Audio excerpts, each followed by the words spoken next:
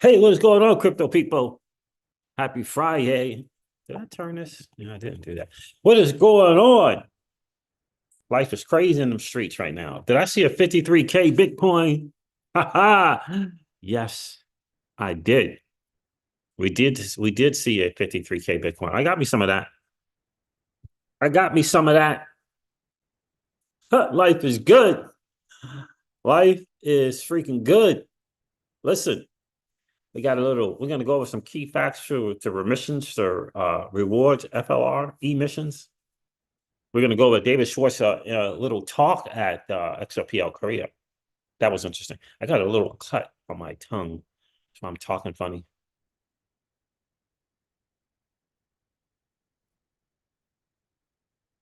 Yeah, I got one of them blister things. I gotta get some antibiotics. I tried the salt water. It ain't working, fam. It ain't working. Not a fan of antibiotics. Not a fan. So listen, fam, we're gonna go over the numbers. The market is just doing what the freaking market does. If you guys, anyone got some home remedy solutions for these blisters on your tongue, let me know. Let me know. Salt water, I don't know. I say it's not working. I mean, it just hurts so much when I do that salt water. You know, the warm salt water. Let me know if you guys got some home remedies. Got a lot of stuff on X to cover. I mean, David Schwartz.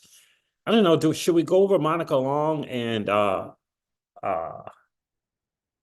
what's his name? Brad Garlinghouse at XRP Korea. Maybe we'll go over that as well. I enjoyed obviously the David Schwartz talk a little bit more. Shout out to Minus Wealth. Him and his better half are out there in Japan, and he shared a couple of videos, put it on X for us, which is super cool. We appreciate you, bro.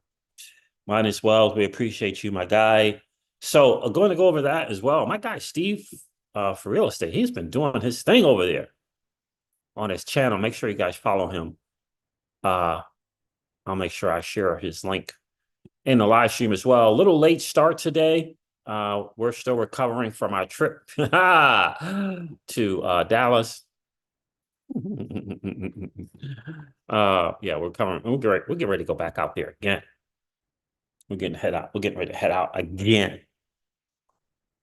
Tejas is awesome, man. There's a lot of places you can get to just a couple hours, or a couple 3 hours, as I like to say. So look, we'll go over the numbers. The market is doing what it does. The SFLR and the dual liquidity pool, I still have not entered that thing. I haven't entered it. I feel bad. I feel bad, man. I feel bad, but I'm just not in a position to really take advantage of that right now. I gotta shore up this position that I am in. I gotta shore that up. I gotta make sure it's straight. I did get another Celsius thing the other day, but not really nothing. I'm looking forward to the bigger one from the loan, but I don't know how long that's going to take. Don't know how long. What's going on, Bank Money XRP? Appreciate you checking in, bro. So we're going to go over that. Look, Flair's got some stuff going on. XRPL Korea is interesting. Look, I don't know. Programmability coming to the XRPL is something that we've been wanting for a long time. They are extremely open to it now. And it's just a little maddening to see just a lot of immature stuff, you know. But I understand as an older guy that it's just really immature stuff, you know. Immature stuff from XRPL Labs. It's just immature stuff. It's not wrong or right. It's just immature, right?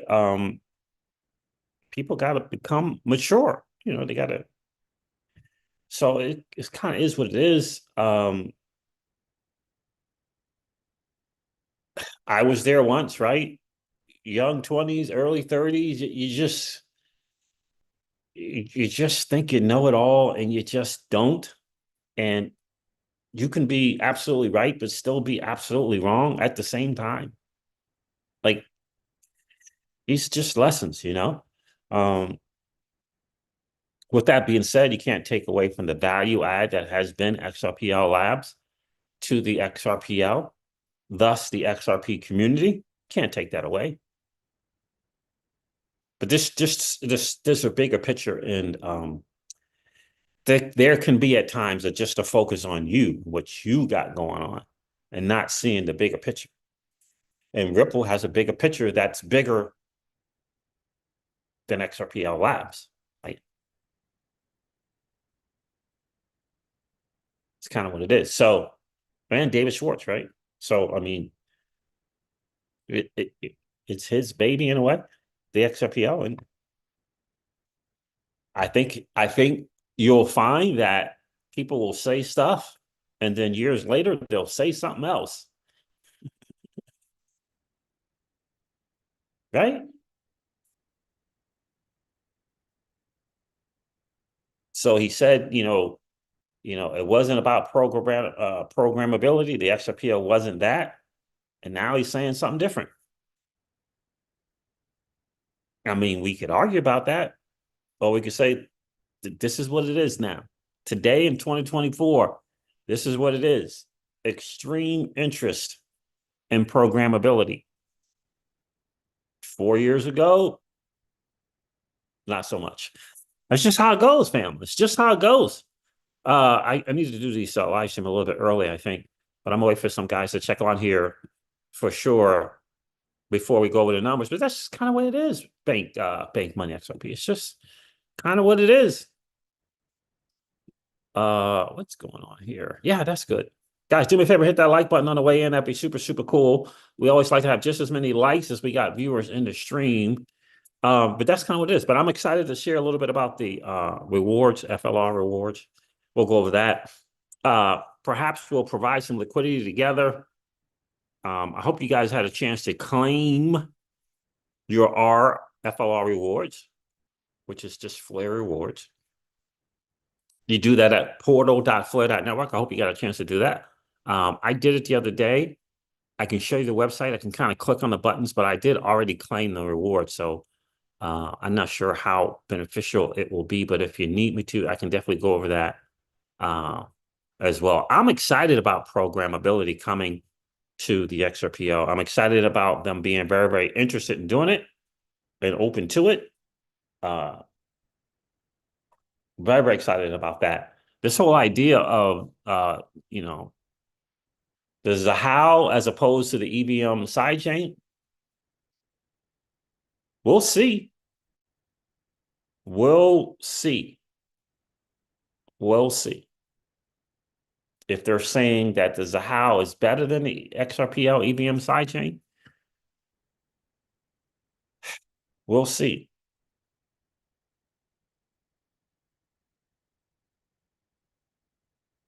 We'll see. I don't know.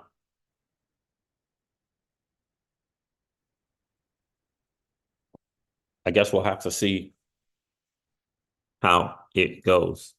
We'll have to see how it goes, All right, let me refresh CoinGecko. Make sure that it's up to date. 54,181 for Bitcoin. Let's see if that's right. Could you guys get some of that BTC at under 54K? I had to get something, just like had to. Even though 54 is awesome as well. Yeah, there it is again, 53,750. I gotta tell you, it's something. This market is something, man. It's something. Right? It is something. I'm not gonna mess around with my position. I don't think. Oh, maybe later today. We'll see. We'll see how it goes. All right. Let me share.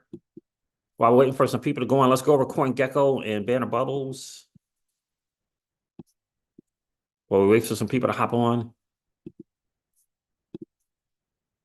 David Schwartz thing is like pretty long, so we got to get into it, man. We got to get into it. All right, so let me do this. Banner Bubbles.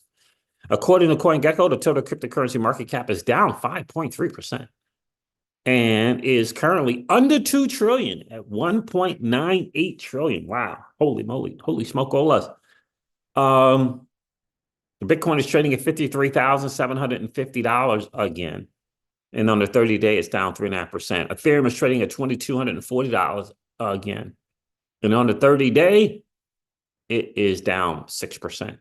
Solana is trading at $126 again. And on the 30-day, it's down 14%. XRP is at under 52 cents now. 51 cents. And on the 30-day, it's down 3.4%. There it is, fam. The market's doing what the freaking market does. You know, it's just doing what it does. Bank XRP, bank money XRP. It's just doing what it does. Let me pull up Banner Bubbles real quick. Banner, where it is. Let's see how altcoins are doing in comparison to BTC. We got our usual suspects over here. Bonk, Brett, and Whiff. Yep. 3 meme coins, 2 on Solana, Bonk and Whiff, 1 on Base, Brett. We got OM, Mantra, L1, outperforming. You can see the numbers there. I mean, crazy. See the freaking numbers. We got 2 Bitcoin plays. Sats is 1,144% up on the year as opposed to Bitcoin. Ordi is 305%, 300%, man. You can't argue with those numbers. All right, let me get myself out of the way here. This is out of the top 100, by the way. Top 100 outperforming Bitcoin. Top 100. Not top 200, 300, 400, 500. There's others that are outperforming BTC. Not very many, but there it is year over year. Year to date, I should say. Pretty impressive. Pepe, meme coin, 315%. And Floki, meme coin, 230%. Jasmine over here to the top right, 130%. It's an Internet of Things plays. And I cover this only because I believe my thesis is the things that are currently outperforming Bitcoin will tend to do so going forward. I only cover 100% or more. And these are the top 100 again in market cap. Arweave is an AI play. It's 130% up on the year to date. Helium Network, 170%. I mean, it's just doing this thing. Yeah, I'm not going to chase it. It's just doing this thing. It's building out a massive thing, and maybe for me in the crypto seasons home, maybe H&T token and Helium Mobile token, which is MOBILE, is a bear market buy because they're proving themselves, right? We got to let them prove themselves. H&T, 169%. 2 tokens. One's Helium Network token, and the other one is Helium Mobile token, which is MOBILE. So there's the H&T token and the MOBILE token, mobile token. So we covered Undo at 95%. I have to cover my RWA. BitTensor is an AI play. Tau token, 114%. I covered Ordi, I covered Jasmine. We do only 100% or more. If we're going to include Ondo, we got to include Fetch here at 99.82%. FET token, artificial superintelligence, 3 AI plays merged into 1 FPT token. So there that is there. And again, there's 60% better than Bitcoin. There's a 70% better, 80%, 40% better year to date. I'm just only covering 100% or more. So there's Banter Bubbles for you, fam. There is Banter Bubbles. All right, let me go back here to the chat before I move on. Should I do this? Let's do this one. What's going on, Alex G? How are you, bro? Gerald Jakes, what's good? What's good? Greetings, everyone driving and listening. Appreciate you checking in, Gerald. Be safe on the roads, bro. Be safe on the roads. Alex G, are you driving, brother? Guys, do me a favor. Would you hit that like button for me, please? It's one of the greatest ways to support the channel. Again, we always like to have just as many likes as we have viewers in the stream. And if you're hanging out, listening to and watching the Crypto Season. You've been enjoying those hangouts. Please consider subscribing to the channel if you've been enjoying those hangouts. All right, so what do we got there? We got that. All right, perfect. Let's go over the big buzz kind of going on in the space right now in the XRPL community is the programmability. It's the talk about David Schwartz essentially becoming open to programmability natively on the XRPL. Some form of hooks, some form of smart contract. Big to do with freaking XRPL Labs making more of it than they really needed to, my opinion. But here's a post, and I'm going to share the video. It says, next up, Joel Katz discussing the building blocks for institutional DeFi. Applications on the XRPL, including unique features available in the XRPL AMM. It covered interoperability as well, and a robust lending protocol, customizability, decentralized identifiers, oracles for real-world asset, and multi-purpose tokens. Now, but the big thing, obviously, is programmability, right?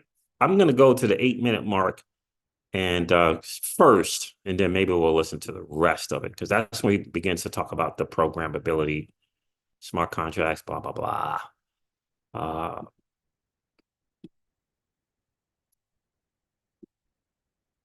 right. Let's do this so you guys can see it. Do that. You'll be able to use the same tools that you use with other EPM blockchains. So you'll be able to use MetaMask. You'll be able to use explorers. It will look like most EPM chains, except XRP will be the native token. We are extremely interested in native smart contract programmability. You probably heard us talk about this lately. There are certain things that I think the smart transactors on the XRP ledger can probably handle a significant percentage of what people want to do. You know, we have NFTs, it does most of what people want to do with NFTs. We have an AMM, it does most of what people want to do with AMMs. We have a lending protocol, it will do most of what people want to do with lending, but it won't do all of it. It's impossible for the designers of a blockchain to foresee every quirk in a use case. Native smart contract functionality will enable people to tweak those ledger features to get that sort of special sauce that they want. We've also talked to a lot of people who are building tools and user interfaces on top of the XRP ledger. And one of the things that we've heard from them is they can sort of build around the XRP ledger, like they can build a user interface and they can build an explorer and they can build a wallet. But you can't actually build on the XRP ledger. You can't build your own AMM that has some special feature that you think is amazing. You can't tweak NFTs to have like your own functionality unless it's done off ledger. What we're hoping is that native smart contract programmability will enable some of those features on ledger. So people will be able to build their own products on ledger, their own DeFi applications on ledger. And so maybe the native transactors will cover 70, 75% of the use case. Maybe we can get another 10, 15% from programmability, but also it will enable people to use pieces of other people's products and build their own in a sort of a new system on top of the XRP ledger. So we're excited about that. It's early. I'm hoping that we can come up with a proposal that will take, you know, months and not years. I'm hoping we can build something that's sort of small and safe. We don't want to we're never going to turn the XRP ledger into an EVM chain, right? You can't just rip up a layer one and completely change it, because you would lose all the things that are great about the XRP ledger today. And so we're very open to suggestions. You know, hooks might be the solution, or some version of hooks. But what we're hoping is that we come up with something in months and not years that is small and simple enough that it's low risk, that we can add it to the XRP ledger without risking stability, there's a base that we can build off so we can continue. If it's successful and people like it, we can add new features to it. And lastly, that it enables real world use cases day one. You never want to deploy a feature on a layer one blockchain in the hopes that someone will find some use for it in the future. You never want to do that. You always want to make sure that things are useful immediately. We are extremely open to community feedback on this. We don't have the solution. We announced that we're interested and we're looking for solutions, and hooks may be it. Maybe something similar, we don't know. Hooks may be it. It might be some version of it they don't know. They're just saying that they're open to it. And I think that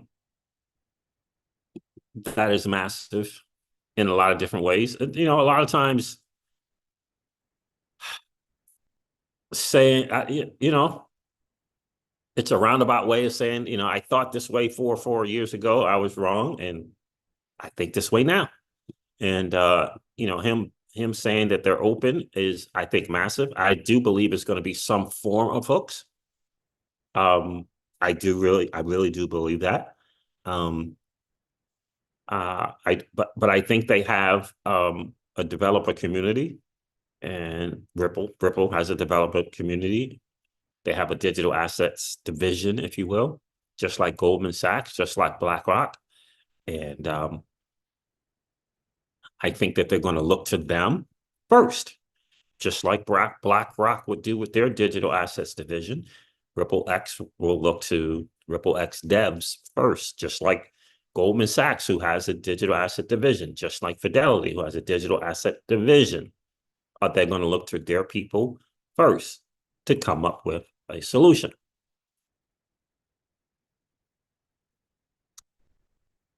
That's what I think. And I think if they can't come up with a solution themselves, maybe it'll be hooks. But that's what I think he is. He is ultimately saying. And I just think that you just got to be mature enough to realize, you know, I understand it, what you want, XRPL Labs. I understand what you want, but you got to understand that they got a team of developers that want a certain thing as well.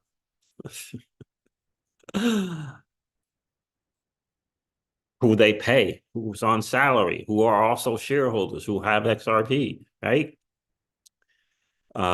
Again, I keep asking this question. This dude's not answering. So I asked this question of some of the people from the XRPL. I mean, from the Zahao thing, right? Chief Technology Officer here, Richard A.H. He says this, right? Unpopular opinion, Zahao is already on the XRPL. Zahao is already, is the XRPL smart chain. Zahao is already that smart chain, akin to Binance's smart chain. He's saying that Zahao is the XRPL smart chain. And he may be right. What I'm saying is they're going to exhaust other options from the RippleX devs first. That's it. Since Zahao already exists and is in production, there is little benefit to putting hooks on the XRPL.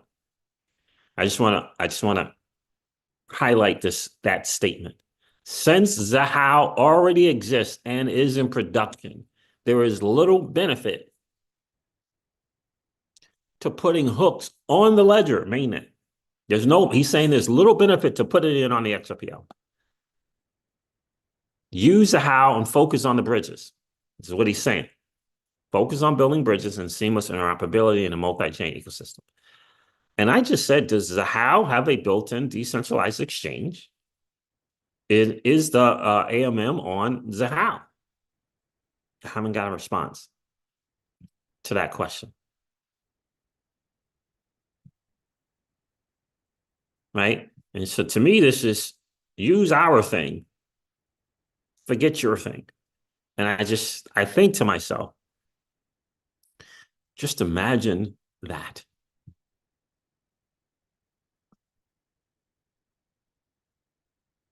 So anyway, we'll see if he answers the question. You know, so thanks, Gary's in the building. What's going on, friend? Inkpen 27, what's up? You understand what I'm saying? It's just a maturity thing. Look, XRPL Labs is a startup company just like Ripple. The only difference is Ripple's been starting up since 2012. Right? You know, I said it on a live stream, these developers need to learn how to become CEOs. Got to understand the game in the world of business. You can't think, oh, I'm smart as a CTO, that everything's just going to come together. No. Got to learn the CEO thing. You got to learn the business owner thing. You got to learn the small startup thing. That's kind of how I see it. Thanks, Gary says, we working and lurking. I appreciate you, bro. Appreciate you being here. So that's kind of how I see that, right? Alex Wright's in the building. What's good? That's how I see, this whole thing.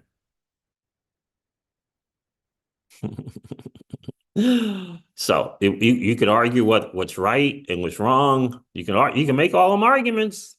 You can make the argument about how awesome Vitse win and how all of that. And it's true. And it's true. But Ripple X has their digital asset division, who are employees, who are shareholders. And if there's work to be done, they're going to delegate that work first to them.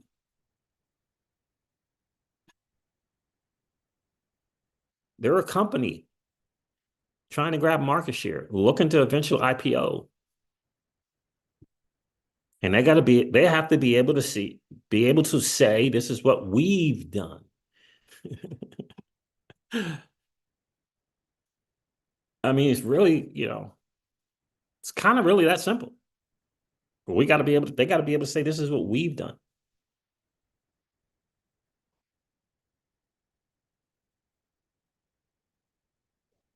They're auditioning for market share. They are auditioning for market share. They're building a resume. So is XRPL Labs. You understand? So is XRPL Labs. Auditioning for market share, auditioning for business. So, this whole idea of kumbaya community thing, no, bro. I mean, you can get along, but ultimately you're competing for market share just like the company Ripple.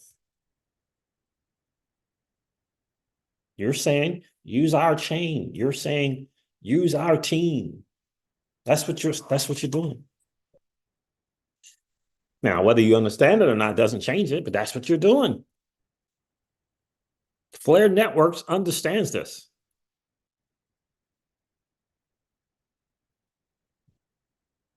All right, so let's see if we can want to listen to some of this from more from the beginning, but I did want to cover that part. All right, let's see where he is.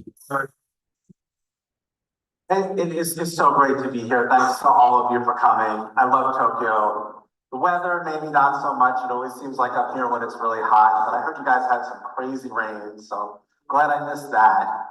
But the food and the people, always amazing. And this community is unmatched anywhere else in the world. So it's just such a pleasure to be here. I'm sure most of you know who I am. I'm David Schwartz, CTO at Ripple, co-creator of the XRP Ledger. Let's just get right into it and let's talk about what's next for DeFi on the XRP Ledger. So I want to put a couple of stats up on the screen here, and I'll show them in both Japanese and English. But the one that I really want to call your attention to is that second stat about 97% of institutional investors believing in tokenization. In any space, the people who are in that space believe in it. If you're working in AI, you believe AI is going to change the world. Maybe not necessarily for good, but you're excited about it, right? People inside the space are always excited about it. They always believe it's important and it's going to do big things. But when you know that it's real is when people outside the space feel the same way. Institutional investors are not blockchain people, right? They're not tech people. In a recent survey, 97% of institutional investors said they believe that tokenization is going to happen. And I think that's very telling that institutional DeFi is inevitable. If you look at some of these other stats, the growth of stablecoins are institutional DeFi products. If you look at the companies that launch stablecoins, Tether, Circle, soon Ripple, they're institutions, right? And most of us will never do business with them. If you hold USDC or Tether, you probably didn't do business with Tether or Circle, right? You got it from an exchange, or you got it from a DeFi exchange. These are products that are heavily regulated, that are enabling totally unregulated DeFi ecosystems. And that's the direction that we think that the future is going to go, at least over the next year or two, with things like real world assets.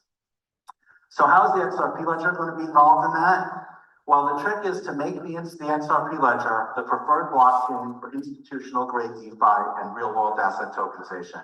And for that, you need four things. Number one, you need the right primitives. You need primitives that match these real world use cases. You need tools that are built to match the actual problems that people have. You need a compliance infrastructure. If every company has to build their own compliance, well, big companies like Ripple will be able to operate on the ledger, but smaller companies won't. Individuals don't have compliance requirements generally, but institutions do. And lastly, there needs to be a solid developer experience. There needs to be an ecosystem of tools that developers can use in order to build. What you see on the slide here are some of the things that Ripple's been building and the XRP Ledger community has been building to provide these institutional DeFi capabilities. The automated market maker. I will go into more detail about all of these things later, but I just wanted to briefly summarize them to kind of give you the high-level roadmap. So you have the automated market maker, you have the lending protocol, which brings real institutional lending. You have decentralized identity, which solves that problem of smaller companies being able to come onto the ledger. Oracles to bring real-world pricing data. MultiPurpose tokens to increase the token support. And I think I want to know here, he says the decentralized identity allows for smaller companies to come onto the ledger. I think, again, is going to be massively important, because these small companies like, I'm going to say like Prosper, like, I mentioned a couple of them on the live stream, like these lending, these peer-to-peer lending companies that wealthy people lend their money to these companies find customers, and they kind of, share in the win there. Having them to be the decentralized identity is going to allow them to come on to the ledger and access liquidity that they otherwise might not have. I think that's going to be massive. You throw the lending protocol in with that. I think it's going to be one of the biggest silent killers of your erection. I don't know why that just came up, but it did. Is massively, massively important. I think it's going to be a game changer for sure. And I'm excited about the prospects of being a lender there as well, and seeing these platforms come on to the ledger, because it's a win-win for everybody, for sure. It's a win-win, I think, for everybody. And I'd like to be that lender there, but they're going to be borrowers there as well. And maybe maybe it's a better version of Celsius, maybe. Right. So these other things out here that exist that are like Prosper, and for the life of me, I don't know why I can't remember the other names. They've been around for decades, right? They've been around for decades. We'll definitely be interested in accessing more liquidity, for sure. And the reason why I say brought up decades, because they're not a startup company, right? They abide by a set of rules and compliance and all this different kind of stuff like that are more beneficial to people who borrow, which I think is massively important. And again, they can do collateral and non-collateralized loans. And I think that's going to be important. I think it's going to be a really, really big deal.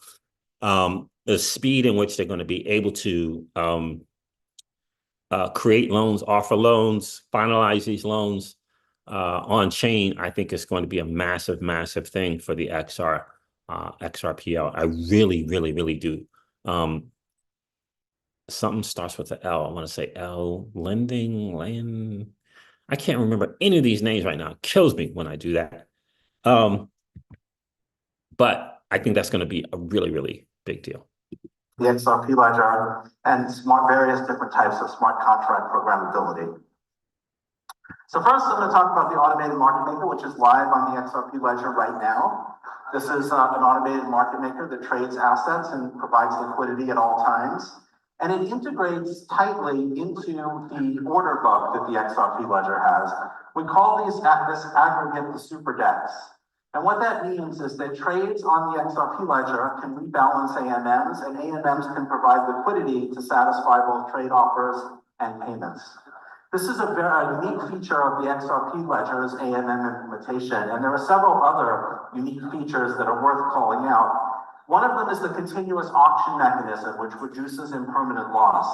This is a fairly clever feature that reduces the losses due to arbitrage. If you're a token holder in the automated market maker, you hold a sort of share of the automated market maker's yield.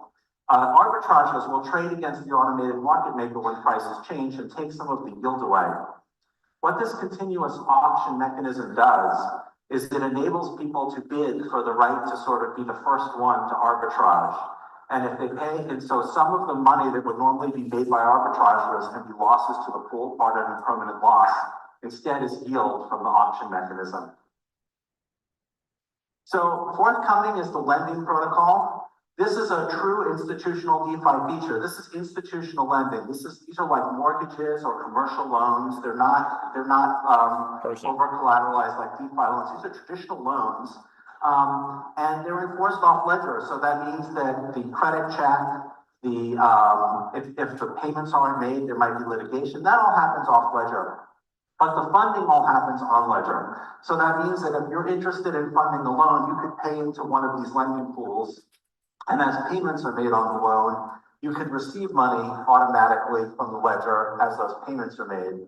And you could also use the loans as collateral. You could use your share of the payments That's such a game changer. Such a game changer, right? You're talking about loans like probably car loans, mortgages, etc. Right? So all the contractual stuff's over here, and this company is tapping into the ledger and the people like us to provide some money, and we get the benefit from that. That is massive. Why is that massive? Because when in the history of finance have you and I been able to be a part of that lending thing? Not all your portfolio, 1%. Not all your portfolio, 2%. Not all of your portfolio, 3%. And you're lending. You're just lending it over there. And you get money from the payments. It's going to be massive. This is why I think it's so important. So important, in my humble opinion, that for me, it's so important to have this 90%, 10% portfolio. Why? To keep this 90% liquid. No L's over here. It's just a constant slow 3 to 5x, 3, 5, 7x every 4 years, plus 50%, plus 40% on that. You understand? And you got the 10%, sure. Meme coins, sure. Not a whole 10%, okay? I'm saying it's part of the 10% bucket. Meme coins, AI, gaming, sure. Sure. And for me, what I'm doing, when we get some RWAs, memes, AI, when we get some wins, for me, in the crypto season home, not telling you guys what to do. When we get some wins, what we're doing is taking the vast, vast majority of those wins and the 10%, and we're adding it to this 90%. That's what we're going to do. That's what we're going to do. And we want to grow that 90%. We want to grow it. Right? right? This is protection against the downside, right? For the next 20 years, you know, Bitcoin is going to get that 40 to 50%. And it's, you just tell me if it's not been up and to the right since its inception, including the 75% drawdowns. You tell me that it's not. It hasn't been up and to the right, up and to the right, up and to the right since its inception. You tell me, show me the numbers to say, nope, that's not right.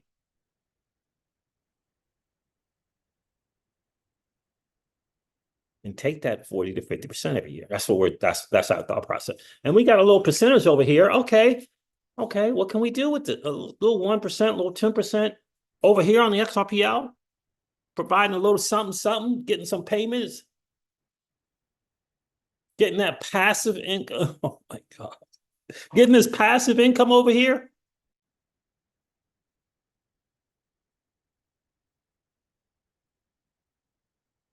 Listen, go to where you want to talk about, go to where your assets are treated best. I mean, we're talking about the average Joe and Jane being able to participate, like the ultra high net worth and the high net worth individuals. That's what they do with their extra money. You know, charities for write-offs, lending over here to people getting their, and we're going to be able to participate in the same way. In the same way. Let me go see the chat real quick, then I'll get back to this video. You know what I'm saying?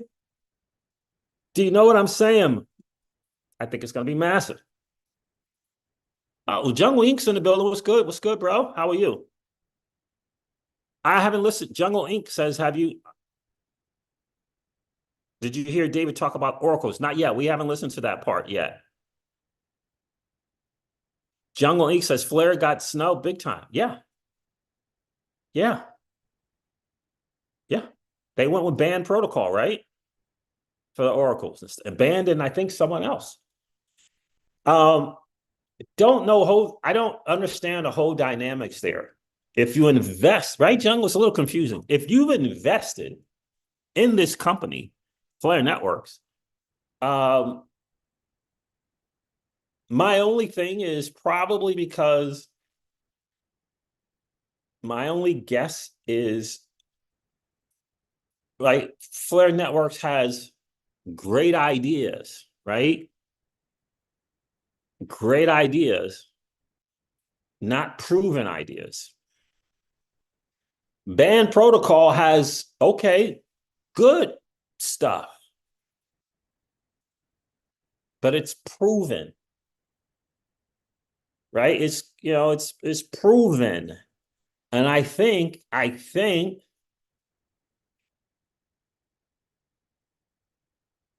that I just think Ripple can't afford, like, there's a reason why BlackRock went to Ethereum, right? Right, shareholders, all those other people, they can explain that decision, right, to those people. Not sure if you can explain the decision to this new chain, right? That's kind of how I see it. Oh yeah, it's awesome stuff. You know, it hasn't been stress tested yet, and you know, that's what I think is probably the, band's been around for a little bit, you know. That's kind of how I see that. Alex Rice says, no surprise there, Jungle. Rick, what's going on, Rick Cisneros? How are you, bro? Siege, I want the 100,000 developers, I think that's 100,000, already building on EVM to build on the XRPL. The question is hooks the same as EVM? If not, then let's make a new EVM for the XRPL so that they can build where we need developers. Well, yeah, and I think this is part of this is Ripple's thinking as well. But look, the devs are already there, right? They're already there. They don't have to go looking for them. And I think there's weight to that kind of thinking. Jungle Link says hooks is brand new and no one knows how to build with it. Would people be willing to learn? Yeah, I don't know. I don't know. And I think that is that's another issue as well. Look, I don't know if you guys heard it, but in my opinion, the people over at XRPL Labs, they got to start putting on the CEO hat. Right? They're too on this developer hat thing. And that's just not going to cut it, bro. You got to put that CEO hat on. You're a startup trying to grab market share, just like Ripple, bro. Trying to grab market share. I get it. Make a sale for your stuff, but understand that RippleX just has a team already. It's called RippleX Dev. They're going to give them the first shot. It's just what it is. They're going to give them the first shot. Thanks, Gary says people want easy, in my opinion, Jungle. I mean, initially, of course. And I think the XRPL EPM Side Chain, the way I see it, is just it's a great door opener to the XRPL. I really do believe that. This lending protocol, I'm telling you, once they get that stuff right, it's going to be awesome. Pookie's in the building. What's going on? Jungle League says Solana doesn't use EVM. People have learned to use their architecture. Yeah, but that's true. But how many people? How many people? Remember, they really only have 2 clients, right? And I think Fire Dancer will be the third. It might only be the second client, right? Where people have to come in and learn a thing. I think it might be only the second. So people go to Solana because it's easy to build there. Yes, the speed, of course. Every project wants to be able to tell the customers it's going to be cheap and fast to hop on here. And that's what Solana is offering.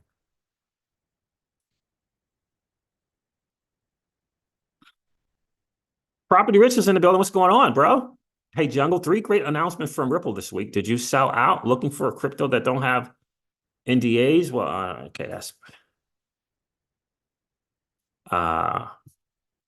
he's asking Jungle something there. So I don't know what the 3 great announcements were. What were the 3 great announcements, Property Rich? Cali Cat. What's up, Cali Cat? How are you? So, but I haven't gotten to the oracles part yet, Jungle. I'm going to keep listening here. I just want to say, hey, everybody checking in. I appreciate you guys. Do me a favor, hit that like button.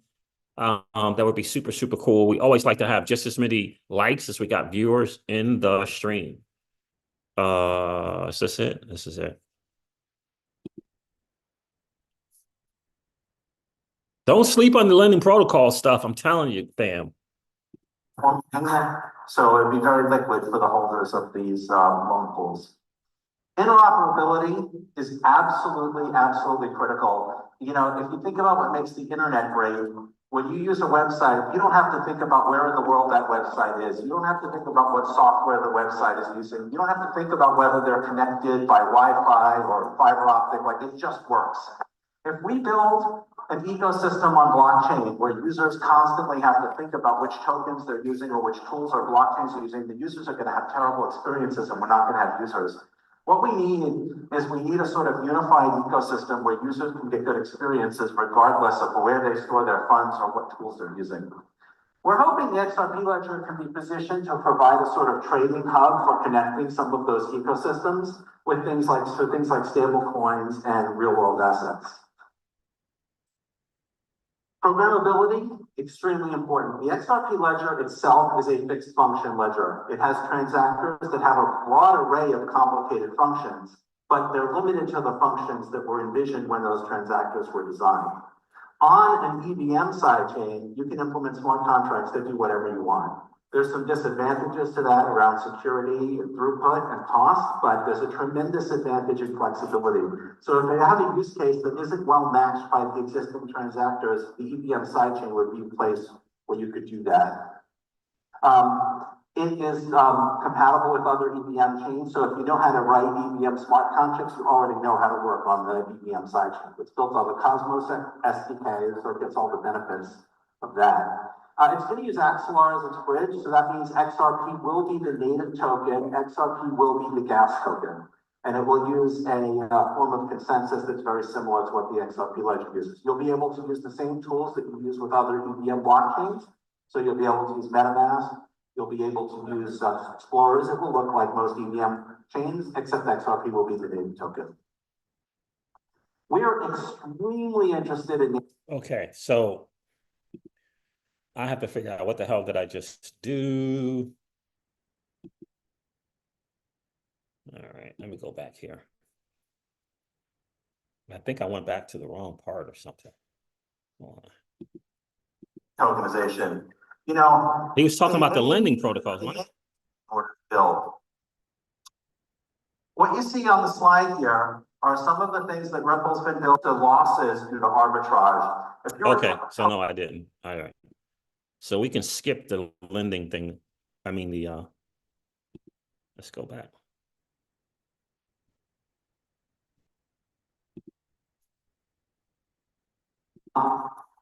There are certain things that I think the smart transactors on the ledger. What we're hoping is that native smart contract programmability in not years. I'm hoping we can build something that's sort of small and safe. We don't want to complete. We're never going to turn the XRP ledger into an EVM chain, right? You're never going to. You can't just rip up a layer one and completely change it, because you would lose all the things that are great about the XRP ledger today. And so we're very open to suggestions. You know, hooks might be the solution, or some version of hooks. But what we're hoping is that we come up with something in months and not years that is small and simple enough that it's low risk, that we can add it to the XRP ledger without risking stability, that we can, there's a base that we can build off so we can continue. If it's successful and people like it, we can add new features to it. And lastly, that it enables real world use cases day one. You never want to deploy a feature on a layer one blockchain in the hopes that someone will find some use for it in the future. You never want to do that. You always want to make sure that things are useful immediately. We are extremely open to community feedback on this. We don't have the solution. We announced that we're interested and we're looking for solutions, and hooks may be it. Maybe something similar, we don't know. I want to talk about the decentralized identity feature. This is extremely, extremely important. You know, when you launch a project as a company on a blockchain, you often have regulatory requirements that you have to meet. And the traditional way that you would solve that is you would have someone send you a picture of their passport or identity document. But this is really terrible for both the users and for the company. For the user, who are you sending your passport to? You don't know who they are. You don't really have a good reason to trust them. The whole benefit of blockchains and smart contracts is that you don't have to extend that much trust. They can't steal money from you, right? But if you have to send them a copy of your passport, that's a lot of trust that you may not have. And the other problem is they don't want a copy of your passport. They have to store it. Well, what if it gets stolen? What if they get compromised? It's cost, it's risk, it's all things that they don't want. Decentralized identity solves that problem by allowing you to prove your identity to an identity provider of your choice. This is a company whose whole business is verifying identity. They have spent the money to store the data securely, to onboard customers. They're in that business. They want to do this because it's what they do. And they will provide you a digital credential that you can store on the ledger that will enable anyone to be able to prove that you, in fact, are not a terrorist, that your identity is on file somewhere. And they'll be able to maintain that on ledger. And so a company will be able to see that proof without you having to interact with them directly. This is a huge, huge benefit for smaller companies. Very large companies, they can do all of the regulatory requirements already. It's not a huge burden for them. You know, Ripple's always going to do their own, identity checking. Large banks are always going to do their own identity. Never will let someone else do it. But smaller companies don't have a compliance. If you're two people, you don't have a compliance department, right? And you can't. Oracles are extremely important in DeFi applications to provide real-world pricing data. That's especially important in applications that use collateral. So if you use XRP as collateral, you need to know its value in dollars or yen or some other currency to know whether there's sufficient collateral. If you're going to have margin loans, if you're going to have derivatives, you need this pricing data in order to trigger certain smart contract functions or other protocol functions. This is currently been proposed for the XRP Ledger. Brand Protocol and VIA have offered to provide Oracle services. And this will handle all of those use cases where you need that real world pricing data to make key plan decisions. Multi-purpose tokens fix a sort of technical limitation with the XRP Ledger. Currently, the XRP Ledger has several different types of tokens. XRP is its own thing that follows its own rules. It has finite, predefined divisibility. There are NFTs, which work well for like non-fungible tokens, that represent artwork or things like that. There's issued assets, which work great for money. They're great for like things that are infinitely divisible and where the quantity is the only thing you care about, right? If I want to know how many dollars or yen you have, I just want a number. But there is a sort of intermediate zone of assets that are not well served by any of those asset types. A good example might be concert tickets. If you model concert tickets as NFTs, you're going to have to create thousands of NFTs for every concert, and it's kind of hard to understand that they're all tickets to the same concert. If you did them as an issued asset, as a fungible asset, well, what if somebody gets 0.9975 of a ticket?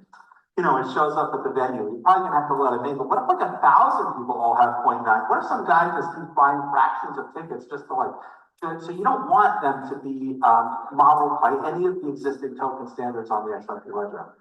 What this multi-purpose token standard has is precisely defined divisibility, and the token class is an object.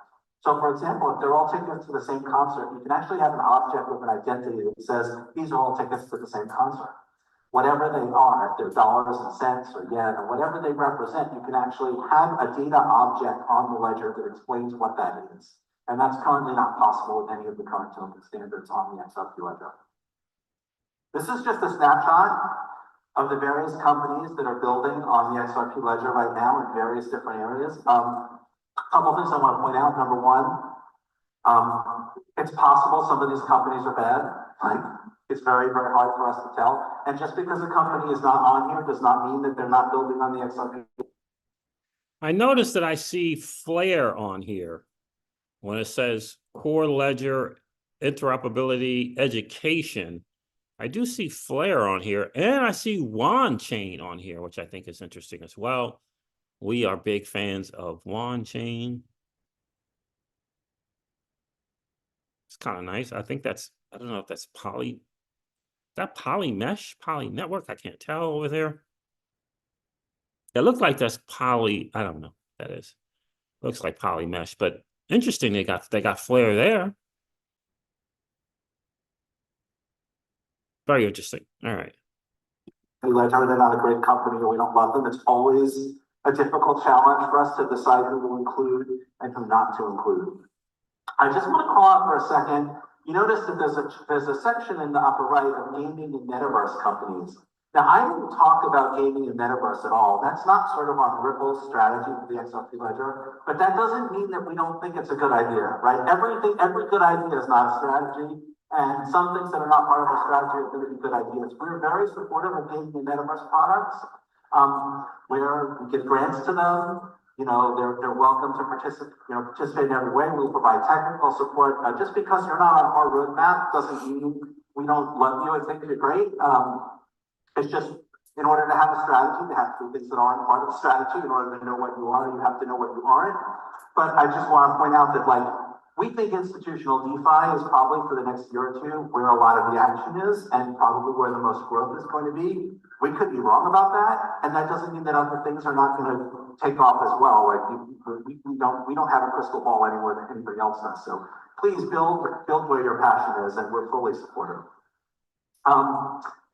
So here are some resources that are. All right, so there that is there. Thank you, David. But yeah, it was interesting to see Flare there for that thing. And again, I do think the Oracle choice is. There could be a number of reasons, but I do think.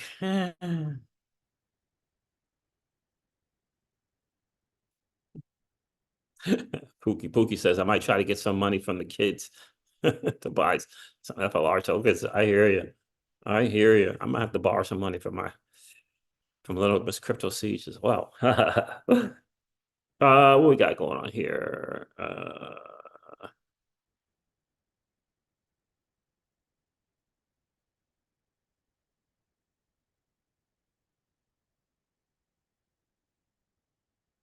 Okay, so nothing. So there that is it. I was David Schwartz talk there. I do think that this lending protocol thing is fascinating for me. I really do. Guys, do me a favor, hit that like button. That'd be super awesome. If you didn't do it on the way in, no worries. Just collapse the chat real quick. Go smash the like button. It helps to get the channel out to more people. That would be super cool. Then come back and hang out with Crypto Season fam. I think the lending protocol is going to be a big deal. I really do. I want to cover this thing from Flare about the R emissions. Just kind of understanding it, how it all works. So there's a two-step process. There is a claim and there is a withdrawal. Obviously, they're encouraging people to claim only. Stuff gets vested for about 12 months. But you can withdraw early, and there's a 50% penalty to do that. I think it's important. So understanding rFLR. 1, claim, withdraw, claim and withdraw. Once claimed, your rFLR, which is rewards from Flare, begins vesting and accruing. Hashtag Flare drops. Early withdrawal incurs a 50% penalty. So you can claim, you can take the next step to actually withdraw, but that's going to require, prior to the 12 months, that's going to incur a 50% penalty. rFLR is allocated monthly to participating decentralized apps, which then distributed to eligible users. Any unclaimed, unallocated, or undistributed rFLR will be either reallocated for future programs or burned. It says or burned. So it says learn how to get the rFLR in Flare's DeFi Missions program. Right now, I think they got Kinetic getting the rFLR, SparkDex getting the rFLR, and Kinetic, Blaze Swap. New Flare DeFi emissions program provides industry-leading yields. Bridge to Flare, now using Stargate to take part in the RFLR. You can bridge some assets and stuff over there, which is interesting. Using Stargate, because Flare is actually on the Stargate bridge. I love it. Absolutely love it. How does the emissions program work? Launching first on decentralized exchanges, the emissions first on decentralized exchanges. Flare tokens for adding liquidity. The rFLR incentives are strategically allocated by the emissions committee to selected dApps and their pools or vaults with the aim of attracting stable coins and ETH from other chains. Getting the stables over, right? They want to get stables and ETH over from other chains. That's the goal. That is the goal. Now, most of my stuff is like I don't have anything on Arbitrum anymore. Yeah, most of my stuff is I don't think I have anything left to bridge over from Arbitrum or from Solana, from ZK Sync.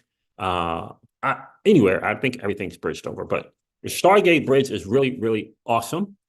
And I highly recommend you guys use it. If you don't know how to use it, let me know. I can show you. Why is stablecoin liquidity important? Stablecoin liquidity is key for DeFi transaction efficiency.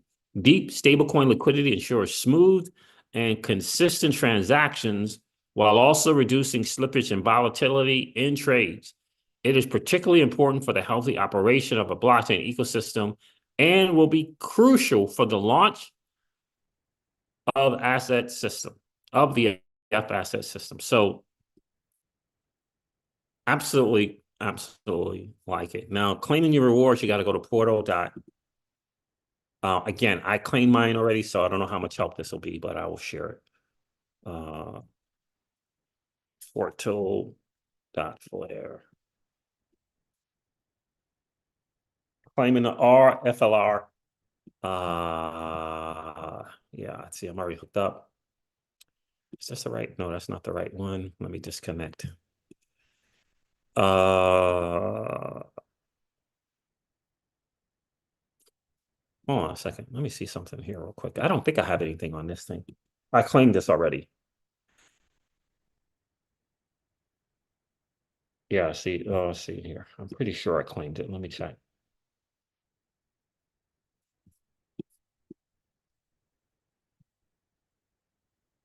SparkDex, Kinetic.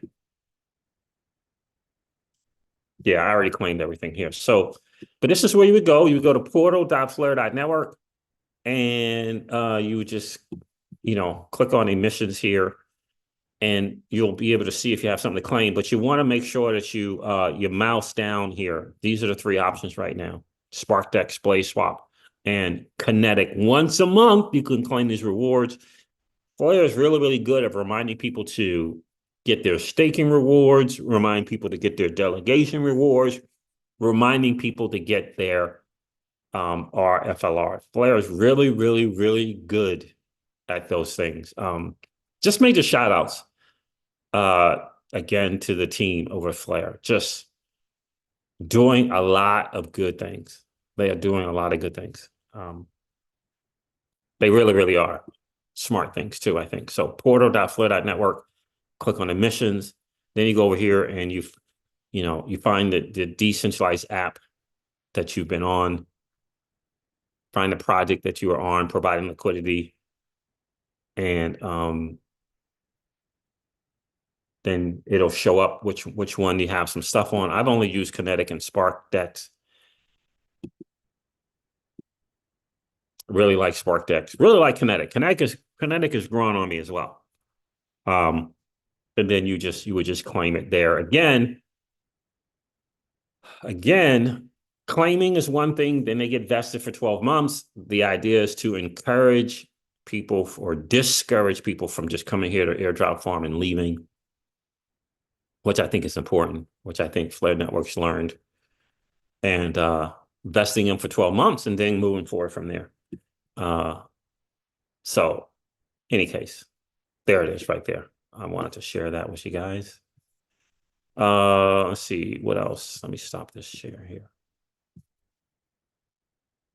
Let's go here.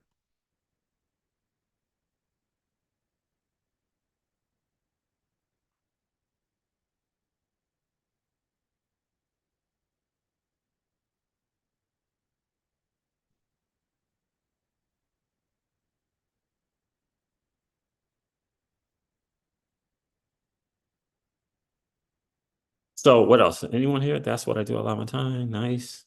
So Jungle popped in. He must have popped off, but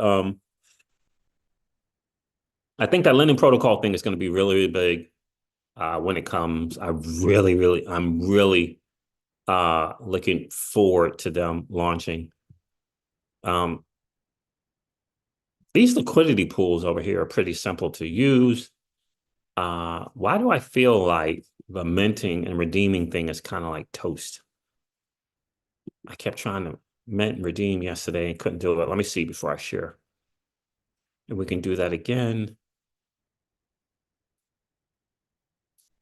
Let me do this. Let me disconnect. Let me connect my wallet.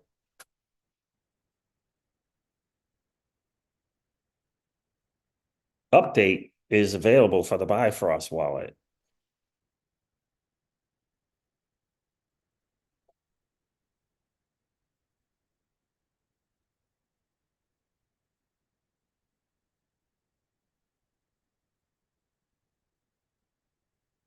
Here it is. Got to update real quick. The Bifrost wallet. I am on developer mode. Let's connect.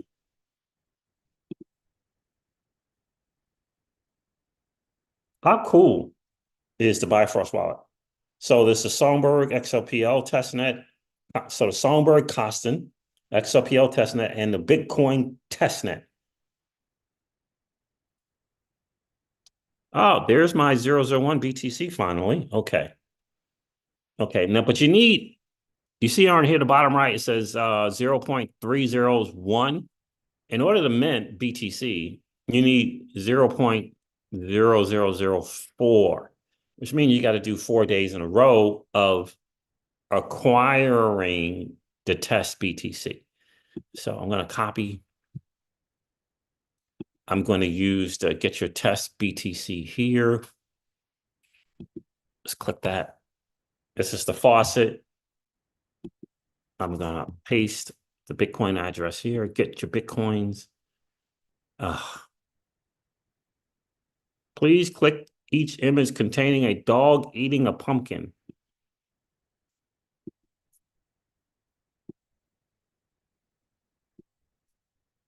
Fine.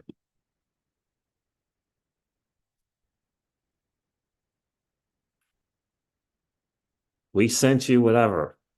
This is awesome. All right, so let's close that out. So eventually that 0001 that I have should be 0002. Eventually is I was gonna make a joke about Bitcoin. But anyway, eventually the 001 is going to show up to 002. I'm gonna try, maybe not. No, because I think I did do it last time and it didn't. Yeah, it didn't show up. I tried something and it did not work because now they're doing it by the address. But it's 24 hours. You got to wait to do this. 24 hours. Now let me see if I can't mint some XRP. I couldn't yesterday. Oh, there it is. Now I can mint. All right. Don't know why. Yesterday I couldn't mint. Let's see. Atlas TSO. Big fans. Minting fee 1.25 XRP.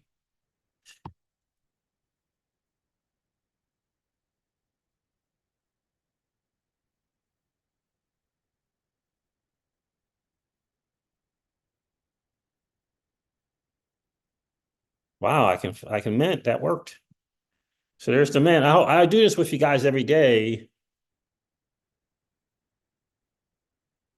just to show that, you know, we should be doing this every single day. Minting and redeeming, minting and redeeming. So there's that process there. Let me see. While we're waiting for that, is there anything else I want to cover? I did that.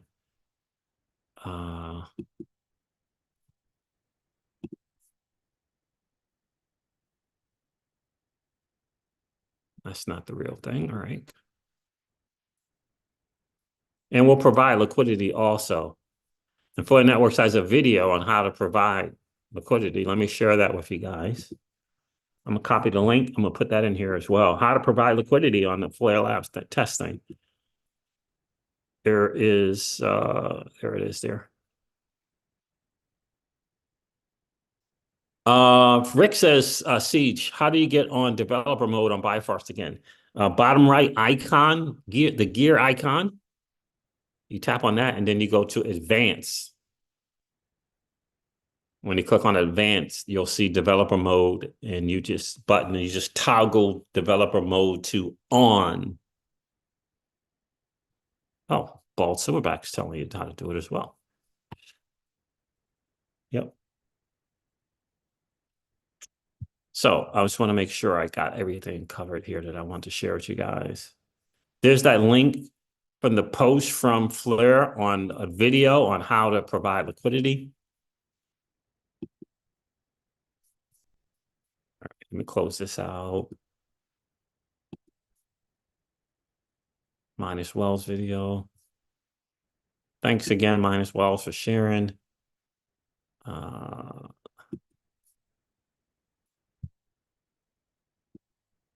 Covered XRPL Labs. I just hope they get the bigger picture here of what's going on.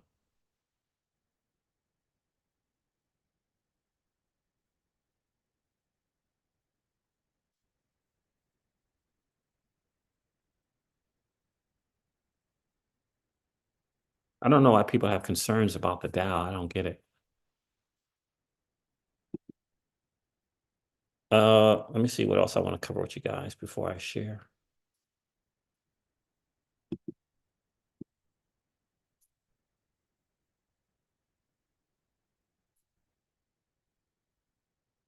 I still don't know what this thing is. This thing true with Chris Larson?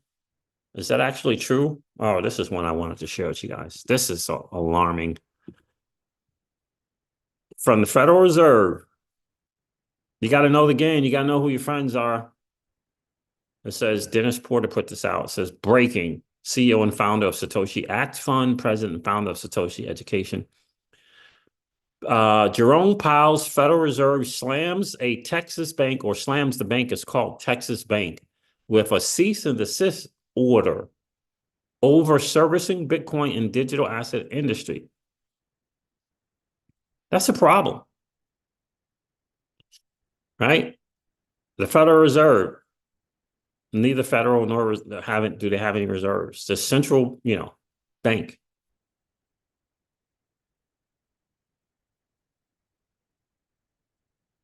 Cease and desist.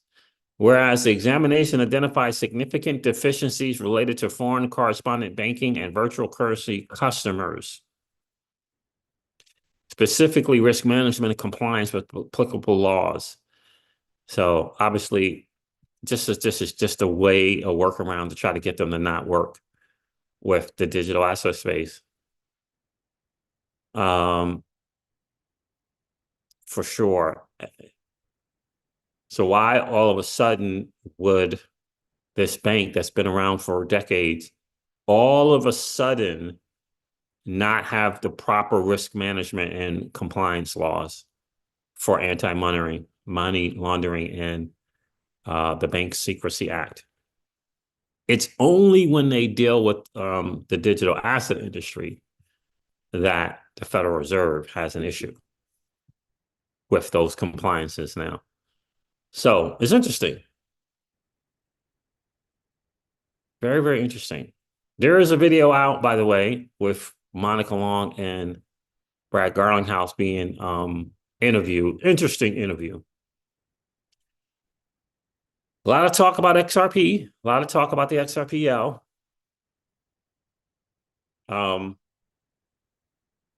For me, I just want to see what is going to happen on the XRPL EPM Side Chain. Did that work for you, Rick? I hope that worked for you. I hope that worked for you. Let me see if this is done. Finished. Awesome. It's like 500 FTCC. Mint, redeem. Mint, and now I'm going to redeem. Wait a minute. Let me refresh this. See if this BTC has arrived. Let's see if nope. BTC has not arrived. Going to redeem. Let's redeem 15. Next. I hope you guys are minting and redeeming with me.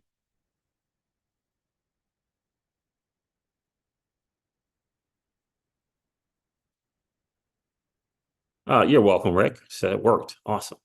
So I'm very curious to see what's going to go on with this XRPL EVM. I think it's going to tell a big time story.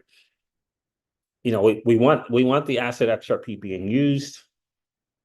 Without question, we want to create demand for the digital asset XRP. That's the bottom line for us as XRP holders. This is what we would like to see.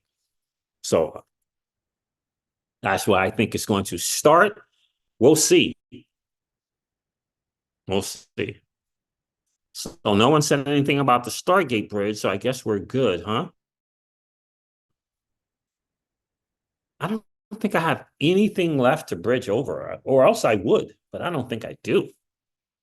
Like, I'm pretty sure I don't have anything left to bridge over.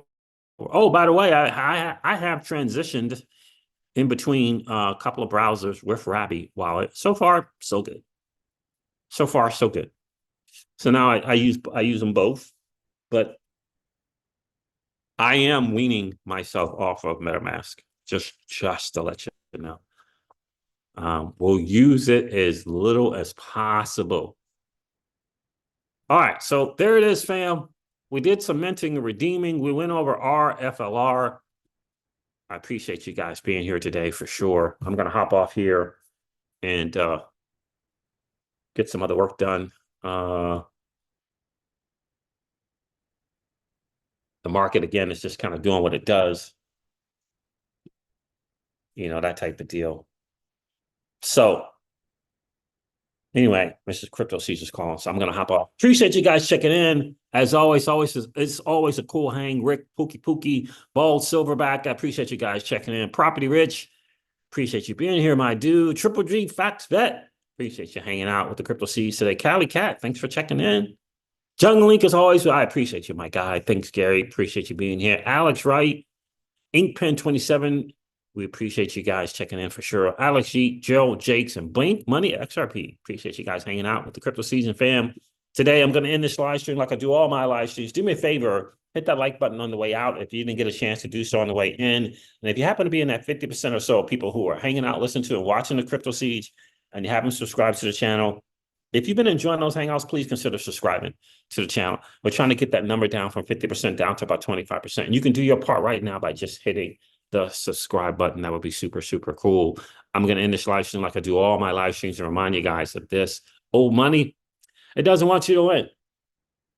But that's okay, though, because you and I, we're already winning. And I would ask you to perhaps ponder this idea or notion of living your life permissionless. I'll talk to you guys soon. See you. Bye.